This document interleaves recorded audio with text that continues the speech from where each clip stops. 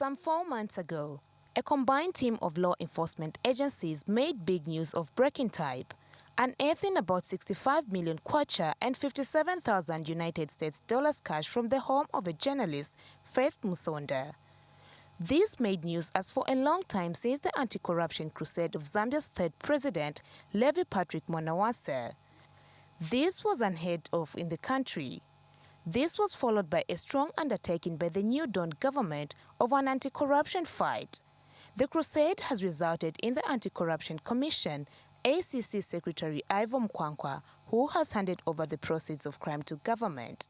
This was a joint operation whereby the Zambia Police, the Anti-Corruption Commission, and the DEC seized these funds and assets. Allow me at this point to sincerely thank the Zambia Police Service and the Drug Enforcement Commission for their support during these investigations. Ladies and gentlemen, economic crimes such as corruption and money laundering are typically clandestine in nature, sometimes making detection and measurement of these crimes challenging. Minister of Finance Dr. Stumbeko Msokotwani, upon receiving the money, has channeled to the sponsorship of 2,000 students who were left out in the awarding of bursaries in December last year. The forfeiture of the funds and the property in question today to the state is just the beginning of many other assets yet to be recovered and placed in the hands of the true owners, meaning the people of Zambia. Let me take this opportunity to warn perpetrators of white-collar crime, past and present, that the long arm of the law will steadily and meticulously catch up with them. In that regard, and after comprehensive analysis and wider consultation, your government has decided to use the funds that have been recovered from corruption, this particular case, to provide additional university bursaries in 2022. And benefiting Ministry of Education is elated with the move and hope more will be recovered to help students. Douglas Siakalima is the Minister of Education. We do not want to commit a crime over a crime. So we shall prudently utilize this money to go to the intended purpose and to help the kids that deserve to be in school. And we promise that if we had another 10 years, we would never have this legacy problem. President Hakainde Hichilema, in his maiden speech, said all stolen assets will be recovered and given back to the people of Zambia through health, education, and empowerment. The Anti-Corruption Commission is mandated to spearhead the fight against corruption in Zambia. Victoria Yambani, Diamond News. While the Lusaka High Court is expected to reopen and hear the liquidation process of the Post newspaper, the company's liquidator, Lewis Mosho, has filed a motion before the Supreme Court to set aside its judgment which directed that the liquidation process be reopened. The Supreme Court in its judgment had ruled that the liquidation process of the newspaper company was illegally done, hence directing that the matter be reopened in the High Court to ensure that compliance of the relevant legal provisions is followed. Aside from that, the court in its judgment delivered by Chief Justice Dr. Mumba Malila on behalf of Judges Albert Hood and Jones Chinyama, gave a directive that Mr. Mosho as a liquidator should be included in the matter with the original parties. Mr. Mosho, however, says the judgment of the court was delivered without his side being heard.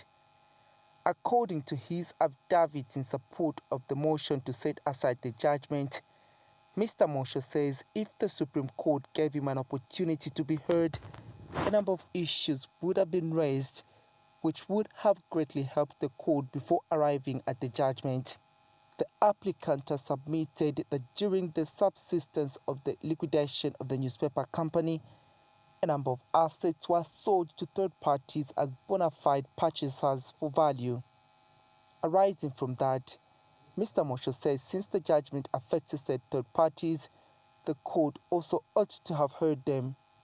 It is also the submission of Mr. Mosho that since the Constitutional Court had dismissed the matter in which Dr. Fred Membe, as a director and editor-in-chief of the newspaper company, was challenging a consent judgment which confirmed him as a liquidator of the Post newspaper and declared the company insolvent, the Supreme Court ought not to have delivered a judgment, as the decision of either the Supreme Court or the Constitutional Court can overrule the decision of the other.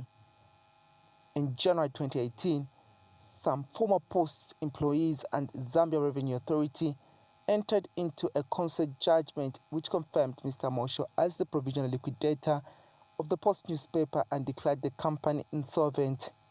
Dissatisfied with the decision of the court, Post newspaper director Fred Membe opposed the decision and commenced a fresh action before the same court and the Court of Appeal to set aside the said consent judgment, which actions were however thrown out on grounds that was not a party to the proceedings. Dr. Membe then filed an appeal before the Supreme Court challenging the decisions of the lower court. The outcome of the appeal, which nullified the liquidation process of the company. Jairus Jonya, Diamond News. The national budget is not only a financial blueprint that shows government expenditure and domestic resource mobilization initiatives. The national budget is an important document to the attainment of fiscal and national development goals. While the 2022 national budget may be ambitious, implementation of aspirations contained therein can only be possible if key stakeholders such as controlling officers are abreast with the document. It is for this reason that the Zambia Institute for Policy Analysis and Research, ZIPA, has hosted a training workshop for permanent secretaries from different ministries. The controlling officers are being equipped with research and analytical skills to ease implementation of the budget. Because your active participation in the training provides unmatched significance on the development of public policy.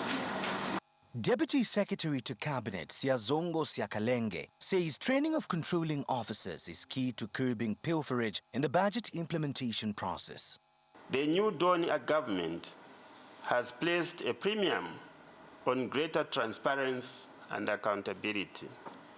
And you, the controlling officers, should be at the forefront of helping hold officers in government to account for the utilization of their resources.